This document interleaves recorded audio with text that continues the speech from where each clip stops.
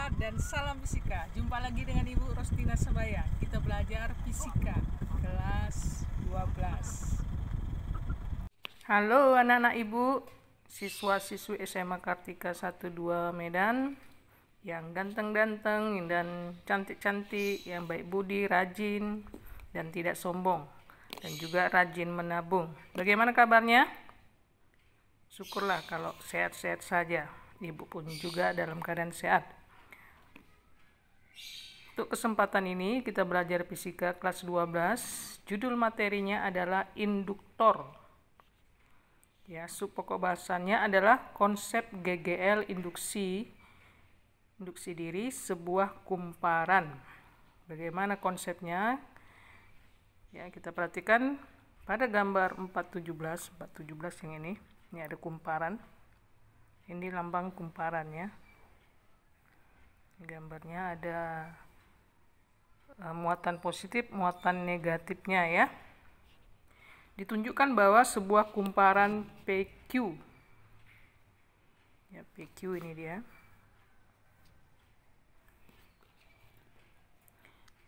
Yang dirangkai pada sumber tegangan E dan penghambat yang nilai hambatannya dapat dirubah-rubah.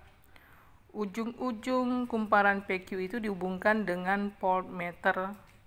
Di sekitar PQ dianggap tidak ada medan magnetik. Sesaat setelah saklar S ditutup, ya, terjadi perubahan fluks magnetik utama yang dihasilkan oleh baterai E dari nilai 0 ke suatu nilai tetap tertentu. Menurut hukum Lenz, bahwa pertambahan fluks utamanya menerobos kumparan PQ, menyebabkan timbulnya fluks induksi dalam kumparan. Dalam kumparan itu sendiri yang akan menentang pertambahan fluks utamanya. Ini tentu saja arah harus berlawanan dengan arah, sehingga arah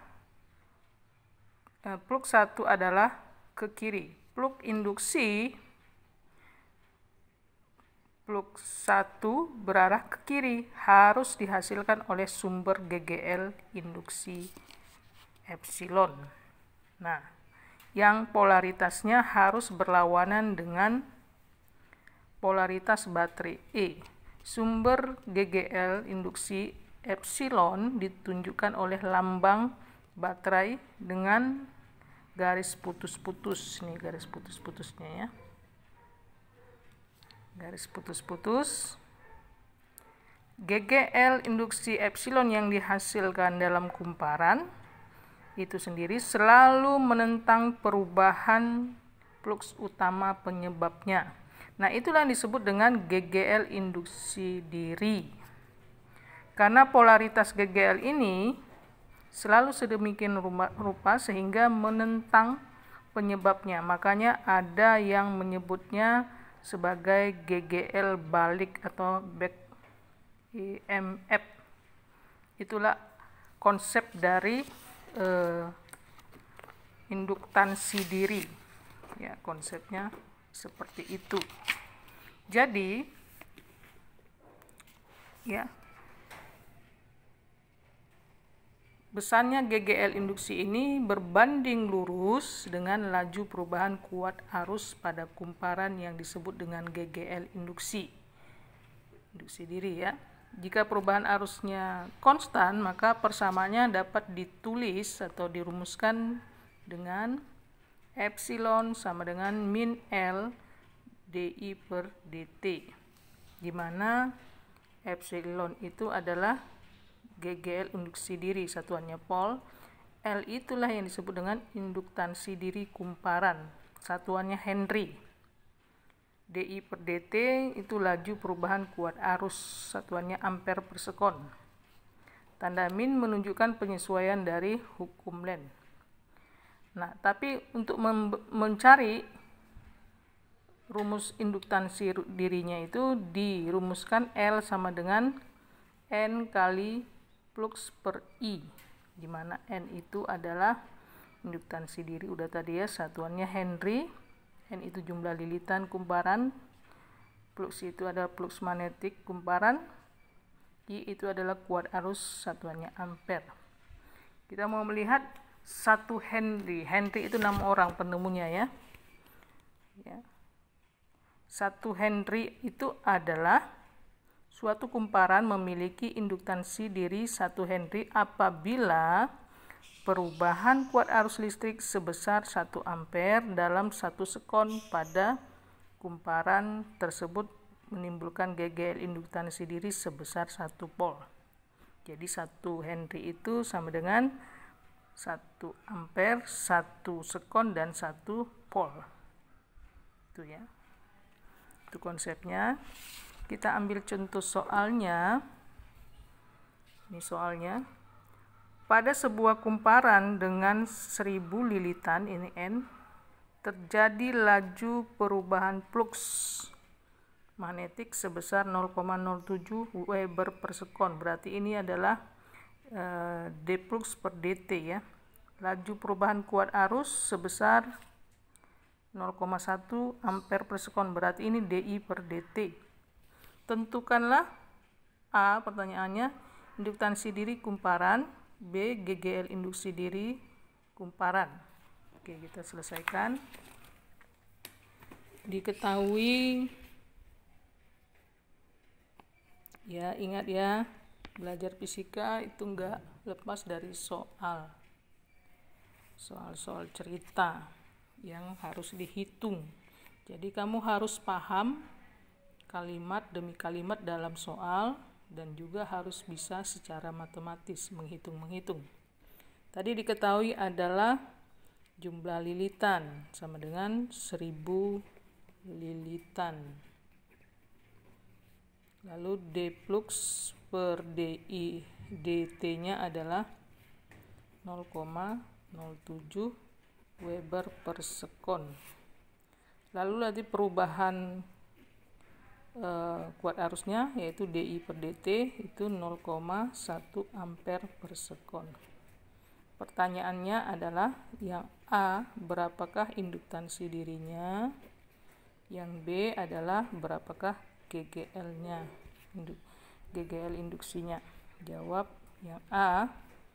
Itu rumusnya adalah L sama dengan N kali flux per I.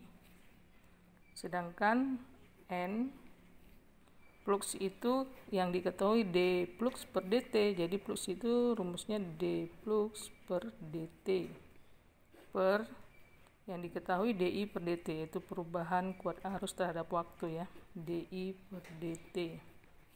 Tinggal masukkan harganya 1000 kali d flux per dt nya 0,07 per di per dt 0,1. Hasilnya nanti kamu hitung adalah ini kan menjadi apa ya, 0,7 ya. 1000 kali 0,7 itu 700 Henry. Itu bagian A. Bagian B nya adalah GGL sama dengan min LDI per dt. Itu rumus yang tadi ya. Min L tadi adalah 700, DI per dt ada tadi 0,1. Hasilnya adalah 700 kali 0,1, 70 volt. Itu hasilnya. Untuk lebih rapinya ini dia.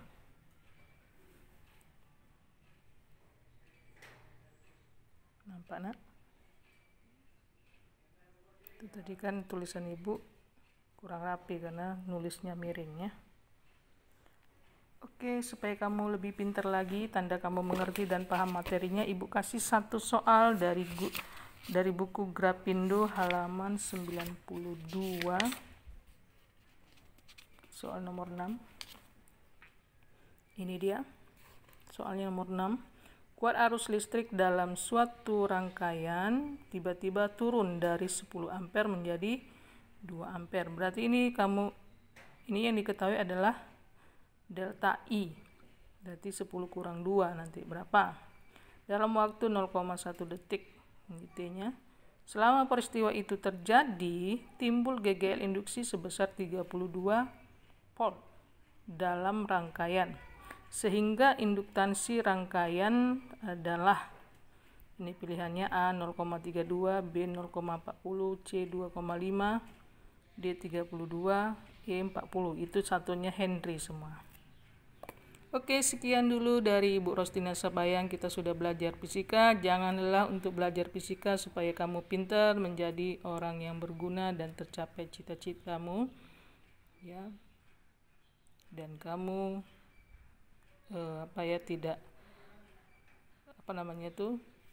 jangan